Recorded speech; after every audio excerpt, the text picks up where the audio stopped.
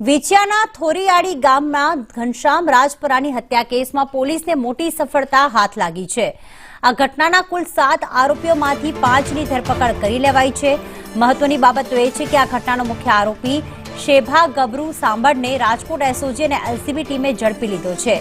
છેલ્લા 5 દિવસથી નાસ્તો ફરતો મુખ્ય આરોપી શેખા સાંભળને પોલીસે ટેકનિકલ સર્વેલન્સ અને હ્યુમન ઇન્ટેલિજન્સની મદદથી સાયલાથી ઝડપી લીધો હતો। પિયુષ વાઝા જોડાઈ ગયા છે। પિયુષ, ખાસ મુખ્ય આરોપી જે છે તે ઘનશ્યામ રાજપરા છે। આ મામલે પોલીસે તપાસ હાથ ધરી છે। 2 આરોપી હજી પણ ફરાર છે, ત્યારે કઈ દિશામાં કાર્યવાહી?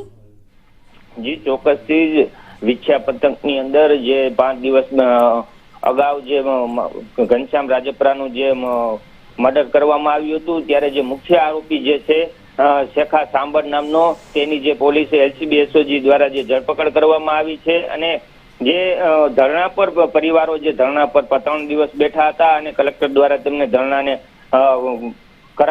પૂર્ણાવતી કરવામાં આવી હતી। ત્યારબાદ જે તાત્કાલિક ધોરણે પોલીસે જે મુખ્ય આરોપીની જે ધરપકડ કરી છે અને હજી અન્ય 2 આરોપીઓ પોલીસ પકડથી દૂર છે, ત્યારે પોલીસ અલગ અલગ દિશામાં તપાસ કરી રહી છે। અને જ્યારે બધા આરોપીઓ જ્યારે ઝડપા જશે ત્યારે તેની જે પરિવારોની જે પ્રમાણે માંગ છે તે પ્રમાણે પોલીસ ને કલેક્ટર અને એસપી દ્વારા જે તેની કાર્યવાહી કરવામાં આવશે। જી આભાર તમામ વિગતો માટે।